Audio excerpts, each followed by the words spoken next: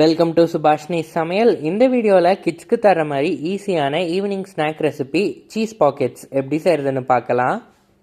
முதல்ல உள்ளே வைக்கக்கூடிய ஃபில்லிங் தயார் பண்ணிக்கலாம். மிக்சிங் பவுலில் அரை கப் பொடிச்ச பன்னீர் கையிலேயே உதுத்து விட்டுக்கலாம். மிக்சியில் சேர்த்துட்டோம்னா பன்னீர் பேஸ்ட் மாதிரி ஆகிரும்.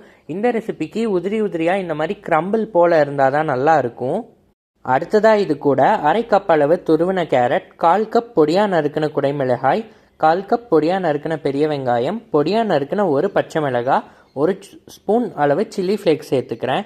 இது கூட உங்களுக்கு விருப்பமான இட்டாலியன் சீசனிங்ஸ் கூட நீங்கள் சேர்த்துக்கலாம். தென் கார்லிக் சீஸ் ஸ்ப்ரெட் 2 அப்படி இல்லைனா 3 ஸ்பூன் உங்களுக்கு விருப்பமான அளவு சேர்த்துட்டு, அரை ஸ்பூன் அளவு உப்பு, 1 ஸ்பூன் டொமேட்டோ கெச்சப், பொடியாக நறுக்கின கொத்தமல்லியில் கொஞ்சம் சேர்த்துட்டு நல்லா கலந்து விட்டுக்கிறேன். அடுத்ததாக இப்போ நம்ம ப்ரெட்டை தயார் செஞ்சுக்கலாம்.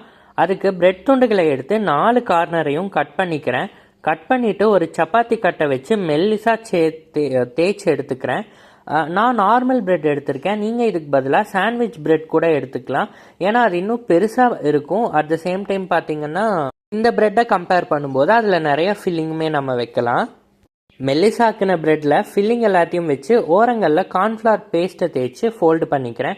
1 ஸ்பூன் கார்ன்ஃப்ளவர் கூட 1/4 டம்ளர் அளவு தண்ணீர் சேர்த்து திக் பேஸ்ட்டாக கலந்து எடுத்துக்கணும். அப்போ தான் எல்லா ஓரங்கள்லையும் நல்லா சீலாகி ஒட்டி நாம் வச்ச ஃபில்லிங் எல்லாம் வெளியே வராமல் இருக்கும். அவ்வளோதான், இது தயாராகிடுச்சு. இப்போ இதை ஆயிலில் டீப் ஃப்ரை பண்ணியும் எடுக்கலாம். தோசைக்கல்ல டோஸ்ட்டும் பண்ணலாம், இல்லைனா அவன்லேயும் வச்சு எடுக்கலாம். நான் அவனை மீடியம் ஹீட்க்கு செட் பண்ணிவிட்டு 15 நிமிஷம் வச்சு எடுத்தேன். நீங்கள் இதை எண்ணெயில் பொரிச்சு எடுத்தால் பிரெட் வெளிப்பகுதியில் நல்ல கோல்டன் ப்ரௌன் கலரில் ஆகி மொறுமொறுன்னு பார்க்குறதுக்கும் சாப்பிட்றதுக்கும் இதை விட சூப்பராகவே இருக்கும்.